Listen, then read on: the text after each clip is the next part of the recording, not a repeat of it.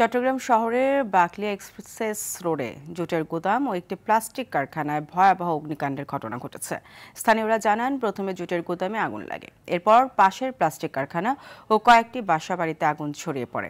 গেল রাত 1টার দিকে এই আগুন লাগে। 7 ঘন্টা পর সকাল 8টার দিকে আগুন নিয়ন্ত্রণে আনে ফায়ার সার্ভিসের 11টি ইউনিট। তবে এখনও ভেতরে ভেতরে আগুন রয়েছে। পাশাপাশি চলছে ডাম্পিংয়ের কাজ। এতে লাখ লাখ টাকার জুট কাপড় সহ বিভিন্ন মালামাল পুড়ে গেছে। এদিকে আগুন লাগার কারণ খতিয়ে দেখার কথা জানায় ফায়ার সার্ভিস। অন্যদিকে চট্টগ্রামের সীতাকুণ্ডের মাদাম বিবির হাট এলাকায় একটি স্টিলের মার্কেটে আগুন, প্রায় কোটি টাকার মালামাল পুড়ে গেছে।